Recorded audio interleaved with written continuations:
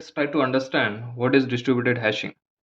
So before we start with distributed hashing, the prerequisite for this video is you should know what is hashing, what is hash table, how it works internally, and then you should also know about what is vertical scaling and horizontal scaling. If you aren't aware of this, then check out the description of this video. You will find the links for each of this topic. So please go through those topics first and then come back to this video. So I hope you have already gone through those videos and you very well understand those concepts. Now let's start with what is distributed hashing. Let's imagine there is a very huge hash table and it doesn't fit into the single computer or single server because of its vertical scaling limitations. So there is only option to distribute that single hash table into onto the multiple servers. Let's understand that. Let's assume that there are three servers initially, as I drawn here. This is server 1, this is server 2, and this is server 3. And now let's try to insert few records on this distributed application. So the it can be any application, any distributed application. For example, memcache, distributed memcache. Then if another example, if I give, then you can imagine Cassandra. Cassandra is also a distributed database. Then you can also take an example as DynamoDB is also another example, which involves multiple servers and the data gets stored on the not on a single machine but on a multiple machines or multiple nodes as such. So let's say there are three servers, S1, S2, and S3. Now we want to insert. Let's try to insert few records on this server and also understand how this insertion part works in distributed hashing. Okay, so I have drawn few keys which I want to insert. So we are inserting basically key and value pair. So when we calculate hash of the key, it will give us a hash code. And what we will do, we will perform the modulo operation by total number of servers we have present in our cluster. So you can ignore for now this S4. We will talk about this S4 in the later part of the video, but for now we have the three servers, S1, S2, S3. So uh, we will do modulo operator by 3 on the hash code uh, of the key basically. Let's try to understand in a bit detail. So let's take an example of this key John. We want to understand this key into our distributed application. So we already familiar with the word is hashing and hash function.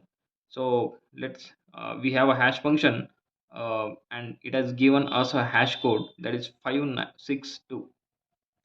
So hash function always give a number, integer number. It can be a 32-bit integer or 64-bit integer, depends on what kind of hash function we are using. Here, for the sake of this example or explanation, I am taking the hash as 562 of this key John. Now we have three servers, so we will do modulo 3. So it will give us a 2 as output. Okay, so 2 as output. Then similarly for bill hash code is 739, and if you apply modulo 3 it will be 0 because 739 is perfectly divisible by 3, so remainder is 0.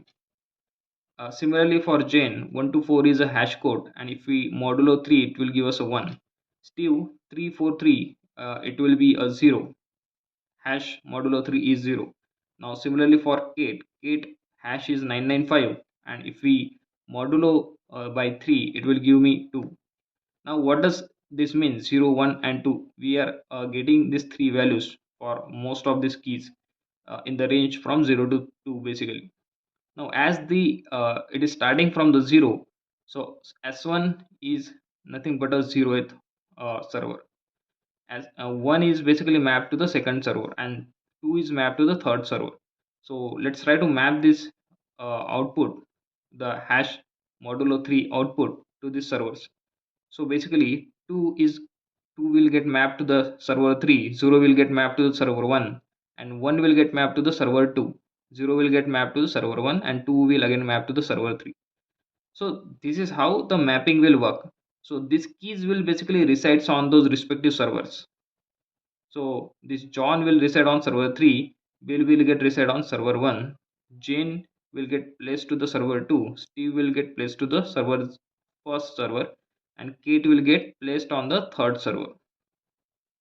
So understood, this is how the insertion of these keys will work on the distributed with the help of the distributed hashing, or in a distributed application, or any kind of distributed system. Now, do you see any problem with this system? This is all we have talked about, is if everything goes well and there's no problem in your life or in this distributed application, so we are all good, our life is very peaceful by this time. Now, but life will not always be a peaceful. The twist and turns will be there in everybody's life. So similarly, in this system also, there are twists and turns. Now let's say tomorrow there is a earthquake, or there is a tsunami, or there is something happened, and because of this server 3 got crashed. Server 3 got crashed. What will happen? So before the crash we have total 3 servers, and after crash we will left with 2 servers, S1 and S2. So will there be any change in the existing mapping of these keys? Will there be any change? Think for a minute. So there will be a change. How we will understand that? Because next time if there is an read operation on this John, right, what we'll do, we will apply the hash function on this key, so it will give us the same output 562, because we are using the same hash function even after the crash. So far there is no problem. Now the problem comes in the next step, when we apply the modulo operator by total number of servers. So the previously the total number of servers were 3, now total number of servers are 2. So if we apply modulo 2 on this 562, we will get 0 this time, right? So after crash, we are getting this key is mapped to the first server, but before crash, for the same key, this hashing algorithm was giving us output as 2 and saying that this key is mapped to the server 3.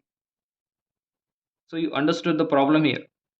So similarly, if we apply for all these keys with a modulo 2, it will give us a different mapping for each of these keys. Every key will get remapped if the total number of servers got changed, irrespective of whether the server is crashed or the new server gets added to the existing set of servers. In both the cases, there will happen to be the remapping of the keys, and this problem is called the rehashing. This problem is called rehashing. Also, it's not just about remapping the keys, right? So, as and when this S3 get crashed, you need to retrieve the keys and remap to the server 1 and server 2. It means the load on the server 1 and server 2 will drastically or exponentially will get increased for some period of the time, unless all the keys will get remapped or rehashed. Even in case of addition, right?